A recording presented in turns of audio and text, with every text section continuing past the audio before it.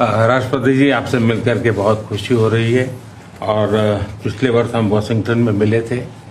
उसके बाद हमारे संबंधों में एक नई गति आई है, नई ऊर्जा आई है और कई विषयों में हम बहुत मिल करके आगे चल रहे हैं। Mr. President, it's a pleasure to meet you here in Avia. We had an extremely productive meeting in Washington last year, and since then we have given new speed and new energy to our relations, and we are working together on a number of areas.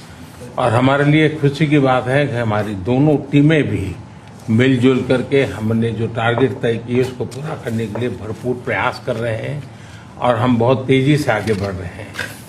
And we are also happy that our teams have also been working in close coordination and engagement, and they have been working towards achievement of the targets that we had set for ourselves last year.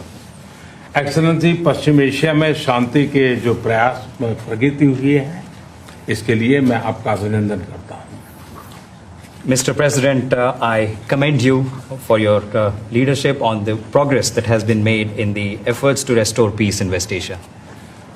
आपके इन प्रयासों के कारण पश्चिम Asia में शांति की एक नई किरण नजर आ रही है और हम आशा करते हैं कि चिरस्थायी शांति बनेगी। Thanks to your efforts, Mr. President, new hope for peace and stability in the region has been rekindled, and I'm confident that this will lead to a long-standing peace in the region. Excellency, आप और हम सभी इस बात से सहमत हैं कि हॉर्मुज का खुला रहना एक वैश्विक अर्थव्यवस्था के लिए बहुत ही अनिवार्य है। Mr. President, you and I agree that keeping the Strait of Hormuz open is vital for the global economy.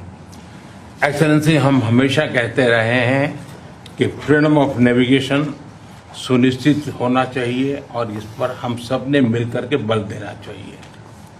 India has consistently emphasized the importance of ensuring freedom of navigation, and we should work together and place a particular emphasis on that.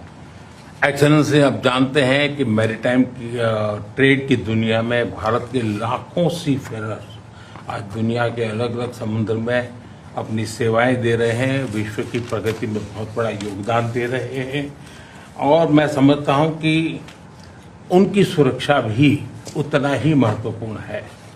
Mr. President, you are aware across the world, Indian seafarers in hundreds of thousands are working and they're performing their duties across global maritime trade routes, including the Strait of Hormuz, and their safety is of utmost importance to us.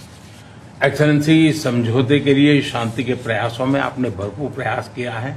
मुझे पूरा विश्वास है कि समझौते में seafarer की सुरक्षा भी सुनिश्चित होगी और उसको प्राथमिकता मिलेगी। Mr. President, you made tremendous efforts towards reaching this understanding and this agreement, and I'm confident that the issue of seafarers will receive the highest priority during the implementation of this agreement. Excellency, मैं फिर एक बार पश्चिम Asia में शांति बहाल कराने के आपके भरसक प्रयासों का मैं पूरी प्रशंसा करता हूं और आपका अभिनंदन करता हूं। Mr. President, once again, I deeply appreciate and I deeply commend your efforts in ensuring the restoration of peace and making efforts towards restoration of peace and stability in West Asia. Thank you very much. Thank you. Thank you. Friends.